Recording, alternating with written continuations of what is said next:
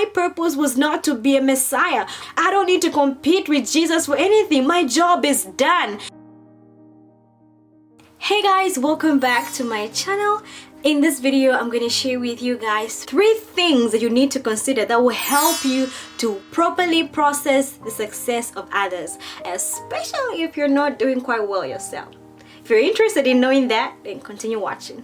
So I'm going to use 2 people in the Bible to properly explain the points that I'm going to share with you guys. One is King Saul in the Old Testament, and the other I'm going to use is John the Baptist. For King Saul, David and Goliath. David was the guy that did so well, right? He slayed Goliath. And the women sang, Saul has slain his thousands, whilst David has slain his 10,000s, right? And that was a point where King Saul started thinking, oh my gosh, look at what they did. And then on the other hand, John also, his disciples came to him and told him, hey, that guy that you baptized, meaning Jesus, the other week, he's across the river and he's baptizing people and everybody is going to him. Exaggerating.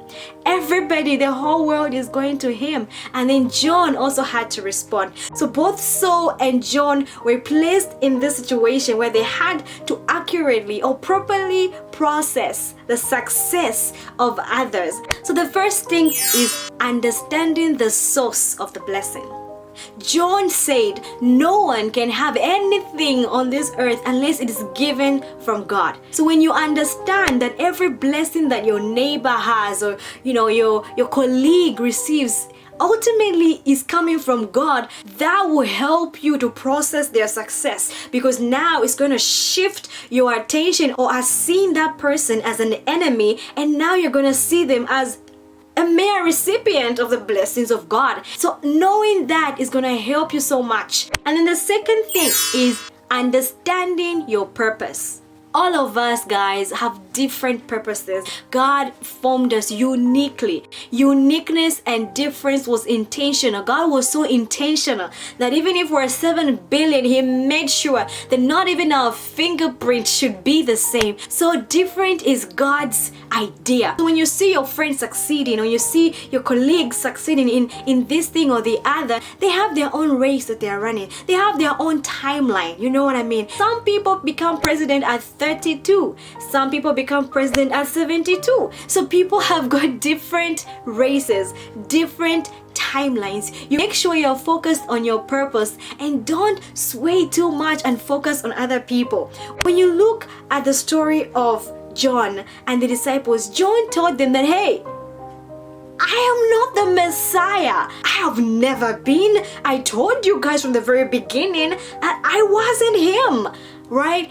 He is the one who is the bridegroom, and he must be greater while I decrease. You see, John understood his purpose. He knew that my purpose was not to be a Messiah. My purpose was not to be Jesus. My purpose was to merely introduce Jesus. My purpose was to be a forerunner for Jesus. And I have done that, and that's it. I don't need to compete with Jesus for anything. My job is done. And so you need to understand your purpose as well. What has God called you to do? Knowing your purpose will preserve your heart. It will keep your heart in the right place, and you'll find that things like jealousy and envy are not going to be things that you will, have an issue with, and instead you're going to genuinely rejoice in people's success.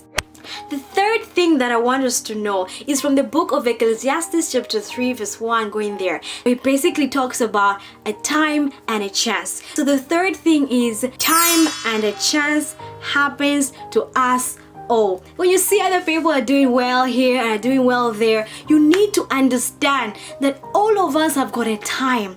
All of us have got a chance. That God is so fair that He's going to give each and every one of us an opportunity to succeed, an opportunity to make it. So don't be moved when you see other people going in ahead of you. Remember that there is going to be your time, that there is going to be your chance. So you can rest assured knowing that let them succeed, okay? Be happy for them. Your time is going to come. Your blessing is going to come. Whatever it is that you want from God is going to come. So you don't have to be jealous. You don't have to be relentless, okay?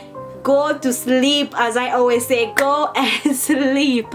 God has what He has for you. Have you any care, any anxiety? Take it up to the Lord in prayer, and the peace of God that surpasses all human understanding is gonna grip you, and you're gonna have a wonderful time. So thank you guys for watching. Until the next video, bye guys.